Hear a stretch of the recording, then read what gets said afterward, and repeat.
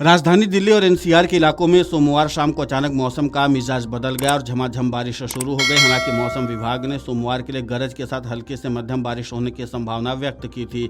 वहीं दिल्ली के साथ इसके आसपास के इलाकों में भी भारी बारिश हुई।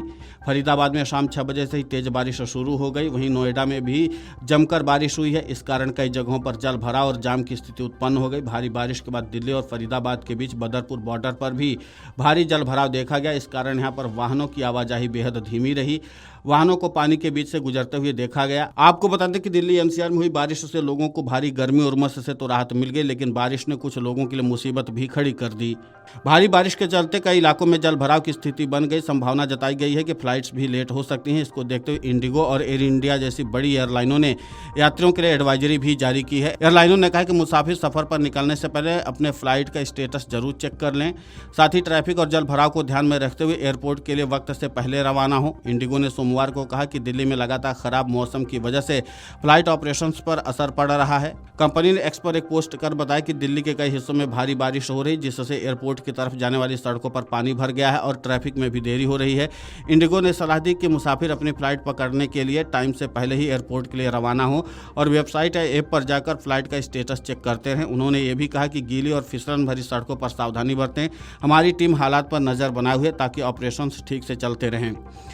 एयर इंडिया ने भी अपने यात्रियों को चेतावनी देते हुए एक्स पर पोस्ट किया कि दिल्ली में बारिश और गरज चमक की वजह से फ्लाइट्स प्रभावित हो सकती हैं। एयर इंडिया ने भी यही सलाह दी है कि सफर पर निकलने से पहले फ्लाइट स्टेटस वेबसाइट पर चेक करें और अपने सफर के लिए थोड़ा अतिरिक्त वक्त निकालें। आईएमडी के अनुसार दिल्ली एनसीआर में पिछले 24 घंटों के दौरान न्यूनतम तापमान में 1 से 2 डिग्री और अधिकतम तापमान में 1 डिग्री सेल्सियस तक गिरावट दर्ज की गई है। अधिकतम और न्यूनतम तापमान में क्रमशः 33 से 35 डिग्री और 23 से 26 डिग्री के आसपास रहा। कई इलाकों में रविवार को भी बारिश हुई। मौसम विभाग के अनुसार दिल्ली एनसीआर में 15 जुलाई को आमतौर पर आसमान में बादल छाए रहेंगे।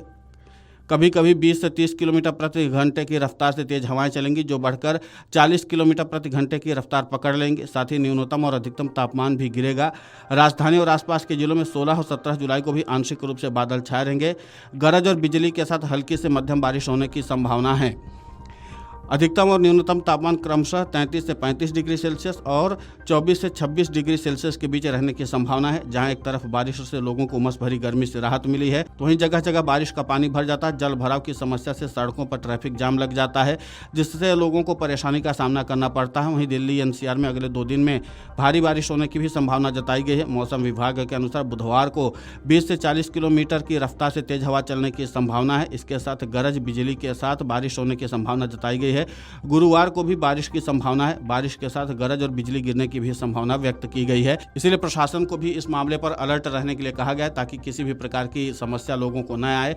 और लगातार जल भराव की स्थिति देखने को मिल रही, क्योंकि कई जगहों पर भारी बारिश की वजह से जल भराव की स्थिति उत्पन्न हो गई है और इसी के नाते से लोगों को जाम की समस्याओं का भी सामना करना पड़ रहा है और वाहनों की रफ्तार भी थम गई है। और इसी के साथ विमान सेवा में भी असर पड़ा है और इसीलिए तमाम जो एयरलाइंस कंपनियां हैं, उन्होंने एडवाइजरी भी जारी कर दी है अपने यात्रियों के लिए, ताकि किसी भी प्रकार की समस्या का सामना न करना पड़े। इसलिए एयरलाइन कंपनियों की तरफ से जो एडवाइजरी जारी की गई है, मुसाफिर अपनी यात्रा पर निकलने से पहले उन एडवाइजरी के साथ साथ ट्रैफिक की स्थिति के बारे में भी जानकारी पता कर लें। इसी के साथ आप अपनी यात्रा को आगे बढ़ाएं, ताकि किसी भी प्रकार की समस्या न हो और फ्लाइट पकड़ने में भी आपको किसी भी प्रकार की समस्या न हो। अब देखना महत्वपूर्ण होगा कि जिस तरीके से मौसम विभाग ने चेतावनी दी है, उसके बाद स्थानीय प्रशासन जल भराव ट्रैफिक की समस्या से निपटने के लिए और क्या कुछ कदम उठाता है, क्योंकि जाहिर सी बात है कि जैसे जैसे बारिश होती जाएगी वैसे वैसे जल भराव भी होंगे और वैसे वैसे ट्रैफिक भी बढ़ेगा। तो ऐसे में देखना महत्वपूर्ण होगा कि स्थानीय प्रशासन अपने स्तर पर क्या कुछ तैयारी करता है। Video desk amarujala.com। अगर आप ये वीडियो YouTube पर देख रहे हैं तो हमारे चैनल को सब्सक्राइब कर बेल आइकन दबाएं और Facebook पर देख रहे हैं तो हमारे पेज को लाइक करें।